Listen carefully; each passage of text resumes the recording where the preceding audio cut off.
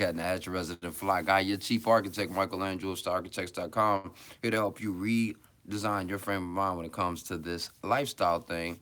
Almost forgot my introduction there. Yo, and it's Fly Guy Friday, so we're gonna get right into it. I want to give you some tips on how to create a unique style in 2018. This comes because I was watching something on social media where this guy who I respect as a very stylish guy hopped online and was like, listen, I just want to say that for the guys who are only paying attention to the guys in Naples or, paying attention to these guys in Italy, man, that we got some great guys locally, right, in the States who are doing their thing, creating, this great narrative when it comes to personal style. I'm paraphrasing here. And I appreciated what he was saying because we do have some great and wonderfully stylish guys that you can look to for inspiration. The thing that made me think was, listen, for the guys that he was making mention of, they still have a very Neapolitan cut. They still have a very Neapolitan style. They actually still do embrace that type of style. And what I found difficulty with was, right now Pity Uomo is like one of the hottest things that you can do if you're in the style space. Like it's a rite of passage for some people where they like, yeah, I went to Pity, and so now I'm official, right? And it's because there's a lot of influence over in Pity. Much like in the music space here in Atlanta, there's a lot of people who will say if you're into hip hop, Atlanta is still running things. We've been running things, not we, but Atlanta's been running things for like 10, almost 10 years and really creating this narrative for how music is going to sound and generating that space. So in both of those cases, people are finding their own representation for that. You see like established artists having some sort of melody within their rapping or within their expression now. You see in style guys who are taking those cues and then creating something for themselves. And so I want to remind most guys, not all guys really think this, but a lot of guys think that they're doing something new when there's nothing new under the sun. Just a real quick tidbit. When I was young, I remember seeing this dude that I really, really like admired at the time. He came in, he had some velvet slippers, these beautiful baby blue velvet slippers. And I was like, damn, them shits is nice. Man, excuse me, where did you get those slippers? Like, man, or what are those shoes actually? Because I was like 19. I was like, man, what are those shoes? Those are like dope. And he was like, oh, cool dude. Yeah, these is velvet slippers. And I was like, velvet slippers, man. I've never even heard of that. Like, that's amazing. And I was like, where did you get them? And he was like, and it wasn't like, young buck, you ain't even ready for that. It was like disgust. Like, who are you to be asking me about where I got my shoes? And so he's like, man, I'm not telling you where I got my shoes. So of course, I went to go see my mentor, who was well established in the game. He was like, oh yeah, those are velvet slippers, and a lot of companies make them. And he happened to know the guy who I was talking about, and he was like, oh yeah, his shoes are actually made by this company called Stubbs and Woot. And I remember, and for you guys who want to know, Stubbs and Wooten. And so I remember at that point, that day, I was like, yo, I'm never going to not tell somebody or put somebody up on game when it comes to how to develop their own personal style. Now, the reality of it was he could have told me he got them right around the corner at at Lenox Mall, and I still wouldn't have been able to afford them joints. Like, the shoes at the time were somewhere around $450, and I was a kid in college. Like, I couldn't afford those shoes. But I just admired them and was like, yo, I just want to learn more about them. And so that's the first thing that you have to do. You have to learn about what you like, and you have to not be afraid to ask questions. So many dudes are afraid to ask questions, and they're also afraid to teach somebody else when it should be each one teach one. If I've learned something, that's why I like to have these conversations with you, because it actually will help you figure out your own personal style.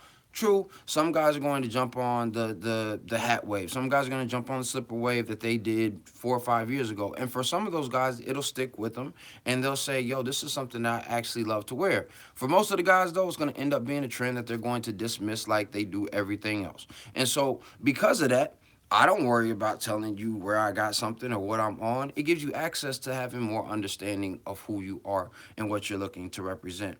And the second thing when it comes to your mindset is you have to remember that there's absolutely nothing new under the sun. So what you're going to put on is going to be reminiscent of somebody else. And here's the interesting thing. I've said this and other people be like, well, what about custom? You know, smart asses. They'd be like, what about custom? Okay, even if it's custom, there's potentially somebody else who has the same fabric as you, who has the same design as you, who has the same lining as you when it comes to you getting the fabric and the same lining.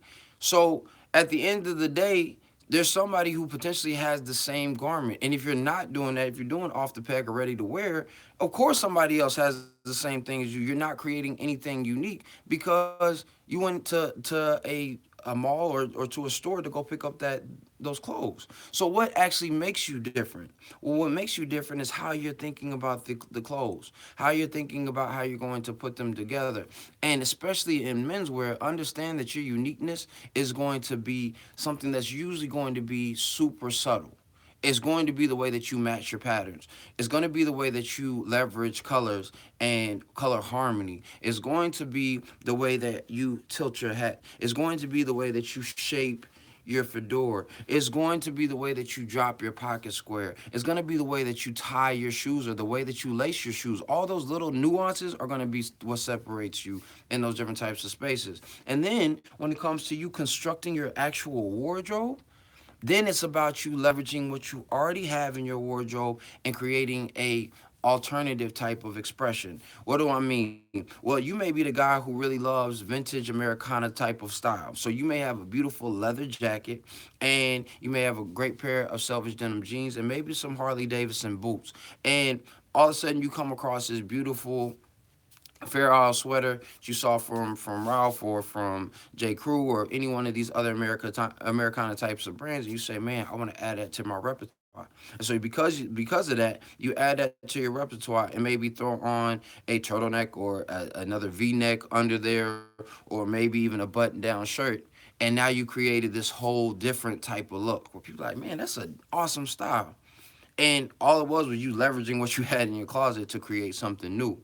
And then lastly, what does that do for your communication? Well, if I'm in that space and I know that nobody else can be me, nobody else can represent who I am and what I'm looking to put out. Nobody can get inside my head unless I let them there. Then I'm automatically going to be unique. I'm automatically going to be different. You know why? Because even if somebody has the exact same thing on that I have, they ain't walking like me. They're not talking like me. They're not engaging like me. They're not cool like me. So I know that I'm going to be a unique engagement for those different types of people who encounter me versus somebody else who encounters that other person. And here's the most important thing, yo, you being great doesn't diminish somebody else's greatness. It's Marianne Williamson when she wrote her speech, and if you haven't heard it, I don't know it by heart. I need to memorize it by heart. But she says that our greatest fear is not that we are inadequate. Our greatest fear is that we are powerful beyond measure. It is our light, not our darkness, that most scares us. And at the end of her talking point, what she says is our greatness, our ability to expand beyond and be who we are actually gives other people the liberation to be themselves. So I'm not giving you actual tip. This is how you create a unique style per se. But if you take those three things into account, really knowing who you are and what you're looking to represent in a different space and in each space that you're in, and owning that, and then also figuring out what you have in your closet, and instead of throwing that stuff out, really building on it and saying, this is what I have and this is what I want to build on, and ultimately remembering that nobody else can do it like you're going to automatically have a unique style. I don't care if you're wearing a t-shirt, jeans, or sneakers. It's going to be represented in a very different way than anybody else may do so. So I want you to try that on this weekend, as you step out. Stop worrying about trying to be so different. Stop worrying about whether you're going to be the same, and be yourself, because that's an imprint that nobody else can ever copy, no matter how hard they tried. So outside of that, be great. But then again, you already are great. So now all you have to do is show up in style to leave that lasting impression with your look. If you have any questions, you know that I'm here for you. We are still doing 10 style sessions. I think we're at like 6 or 7 now. So Please make sure that you sign up for that 1 hour. Now it was 30 minutes. We're gonna just do it for an hour because I like to talk a lot anyway. Where I'm answering your life and style questions. So we'll be going through your closet, talking about certain things that you have, what your pain points are, and helping building on that. We're going to talk about your color theory. We're going to talk about different patterns and fabrics that you need to wear based on your region, where you're going, how you're trying to get there, your budget, and how you can leverage those things to make sure that they're beneficial to you. And we're also going to talk about just your life. Are you single? Are you married? What things and challenges are you dealing with in those spaces? What wins are you having, and what spaces are you still strength training in? All those different elements are going to help elicit you showing up confidently, empowered, so that you are getting more money, more power, and more sex from your lady or in that single social market. So outside of that, like I said, be great today. And don't ever forget that dress is nothing more than the expression of a man's state of mind. So you, yes, you should always dress to express. I'll see you next time. Peace.